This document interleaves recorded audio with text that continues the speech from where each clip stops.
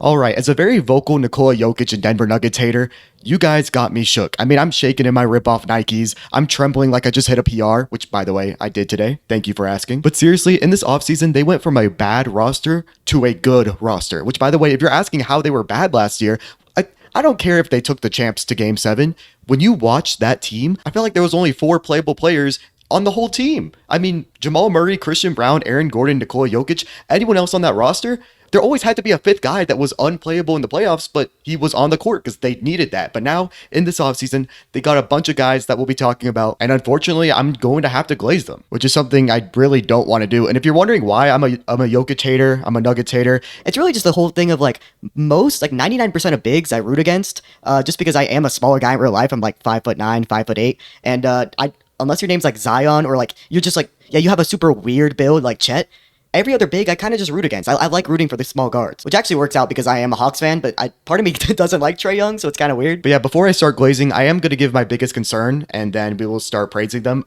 So they signed Jonas Valanciunas, who apparently is going to sign overseas, or he's really thinking about it, the second that they sign and trade for Jonas, which I think is just really weird. You know, the Nuggets finally got a good backup big. If you guys didn't know, I have the conspiracy, and honestly, this trade right now is proving it right, or maybe it's just a bunch of unfortunate events. The Nuggets have never had a good backup center in the last like 7-8 years, and I literally think it is because the Nuggets want Jokic's on-off numbers in the regular season to be great, so that he can win MVP, so that he can get all this praise by the media. It's my little conspiracy. You don't have to believe it, but I do. De'Ron Holmes last year getting hurt was unfortunate, but there's no way that they were depending on him or DeAndre Jordan to be the backup big. So right now it's the 4th of July. So if there has been a signing, I think I'm going to release this tomorrow. So if there was a signing of like Al Horford or a different backup big, then I'll throw that theory away. But for now, I still think that the Nuggets don't actually want a backup big because they like Jokic's on-off numbers, even if it does sacrifice the playoffs, which it really does, because every time Jokic comes off the court in the playoffs, the team tanks. But let's talk about the good.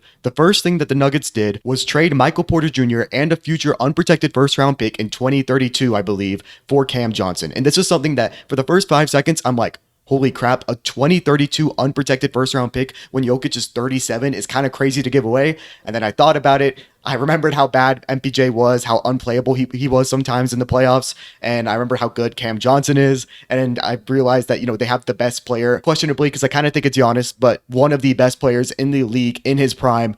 And you shouldn't care about 2032. Yeah, you are trying to win another championship right now. You are trying to be the first team in the 2020s to repeat as champions. And I won't lie, winning 2 championships in this decade will put you very high in the all-time list. So I don't blame the Nuggets at all for this. I think Cam Johnson is a great fit because I don't see any situation where he's unplayable. I mean, I don't think he's an elite defender like some people say. I think he's a solid above average defender, a very good shooter, very good movement shooter, just like MPJ. And I mean, he's willing to pass the ball. MPJ never swing the rock, was very unwilling to pass unless he had to. Cam Johnson is willing to pass. He's not great at it, but I mean, he's going to be your starting small forward. He doesn't need to be a playmaker. He doesn't need to be Rondo or anything. He just need to pass when you need to. And I mean, overall, it's a solid contract, way better contract than MPJ's.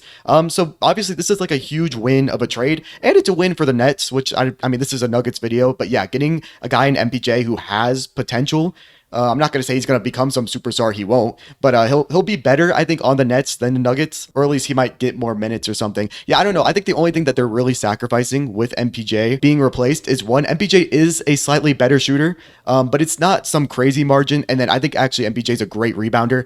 But that's the only 2 things they're giving up. Overall, this makes them a lot better. And yeah, like I said, Cam Johnson isn't going to get played off the court like MPJ was in this year's playoffs. And he's less injury prone. Next up, they got Bruce Brown, who was huge for them in 2023. Overall, was also a guy who was never played off the court, just, hustled, made open threes, cut really well, played hard defense, and that's just what you need. His career since the Nuggets has been a little weird because I think he signed with the Raptors, but then he wanted to be traded immediately, and then just overall I think he was traded to the Pelicans, and the Pelicans were just playing him to play him. They weren't really contending either. I think Bruce Brown is best utilized on an actual championship team versus a team, like the Raptors or the Pelicans, and he's going to be huge for them. He has aged a bit, and yeah, he didn't play great for the Pelicans. I think he shot 30% from 3. I could be wrong. And I mean, they already have chemistry. The offense hasn't changed too much since Bruce Brown left. So yeah, I guess he'll be a good backup shooting guard. The one thing I don't like about him is, the NBA has gotten a lot taller in the last couple years since the Nuggets championship run. Like, the huge power forwards like Chet, like Evan Mobley at the 4, those have been the teams that have been dominating. But I still think it's a good signing. And because MPJ's contract got cleared up, they now have almost their entire MLE. So they should sign someone, whether it's either a backup center or they do need a taller wing. Because the only other wing they got that's like actually has length, can rebound and stuff like that was Cam Johnson for MPJ, who MPJ was already that archetype. So I'd like for them to get a little bit taller, especially because I don't know how much I truly believe in Peyton Watson, who I'll talk about later. But yeah, they should definitely get a wing. I don't even know who's available. Get anyone. As long as they can make open threes and play defense, you can play with Nikola Jokic and he's going to elevate you. You have to use the MLE. Like they've been I'll also talk about this later, but they've been so cheap over the last couple years when it comes to not going into the second apron. You have Nikola Jokic. Give up as many first round picks as you can in that second apron. Pay your players. Stop being cheap. I mean, they finally stopped doing that now. I don't know if they're in the second apron, but letting go of KCP was huge. But anyways, let me get into all the signings.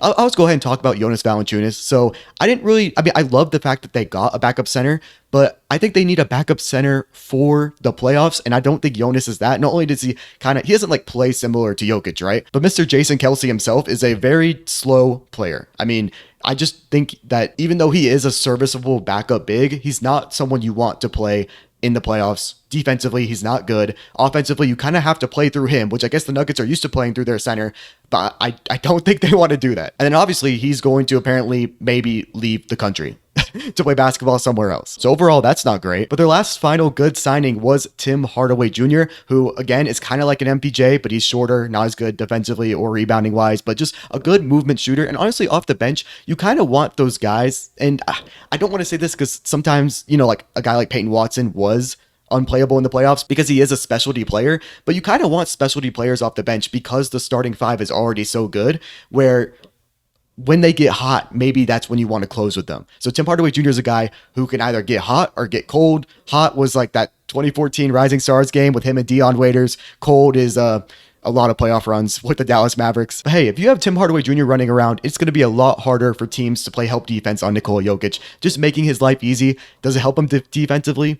No, but they won the championship with their offense, and defensively, I mean, to be honest, I kind of think they got a little lucky of teams missing shots and the competition in 2023, but I mean, you have to get lucky. Every championship has luck in it, so I'm fine with them going all offense. Be the best offense in the entire playoffs next year. So those are all the moves. So what is their rotation going to look like? I believe it's going to be obviously Jamal Murray, Christian Brown, Cam Johnson, Aaron Gordon, Nikola Jokic starting 5, which by the way is one of, if not the best starting 5s in the league, especially because the Celtics broke up. Yeah, I'd be scared of that. And then I guess their bench is either, let's say Bruce Brown at the 1 instead of Jalen Pickett, Bruce Brown at the 1, Tim Hardaway Jr. at the 2, Julian Strawther at the 3, Peyton Watson at the 4, and then like Deron Holmes at the 5 if it's not Valanciunas, or maybe Holmes at the 4 and someone else at the 5. I don't know. Like I said, the free agency is not over. I just wanted to go ahead and make this video because they've already done so good. So their bench still needs work, but I still think it's a big improvement. I do think Julian Strawther is still a good player. I think he had to deal with a lot of injuries. He had to come back from injury, so he wasn't great in the playoffs. I think he had like one really good game, like in the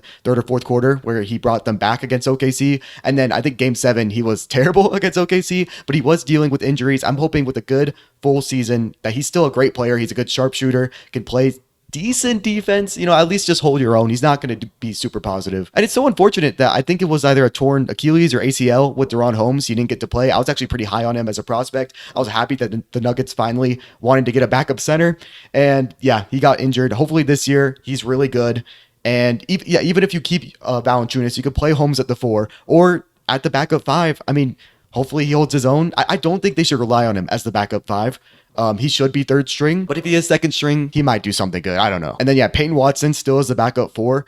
Very good defender, good rebounder, can really hustle, can cut. It's just the fact of you need to be a shooter in the NBA. Please work on this jump shot. Lock yourself in the gym. 200, 300 threes a day. You got to make them, not attempt them, make them. Because everything else about his game is so good. Like, he should be a very valuable piece. But yeah, overall, maybe not in the regular season, maybe in the regular season, but like, as much as I root for OKC and I root against Denver, Denver's looking like the better team right now. I mean, the fact that they took OKC to 7 games with that terrible roster, now they make these upgrades. You don't have to play Russell Westbrook anymore. And I'm a guy who, Russell Westbrook was my very first, not jersey, because it was actually a t-shirt, but my very first non-Hawks NBA apparel was a Westbrook OKC jersey. So I really rooted for the guy then. Honestly, I'm not a fan now, so call me a bandwagon. I don't care. But he was not good in the playoffs. Missed, like, for him being one of the greatest finishing point guards of all time, missed so many open clutch layups in the playoffs at the end of the regular season.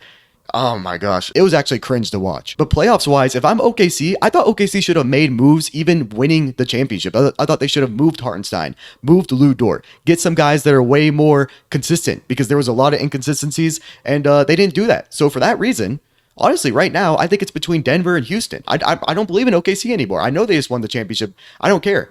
Growth is not linear. Just because they are young doesn't mean that they'll just get better.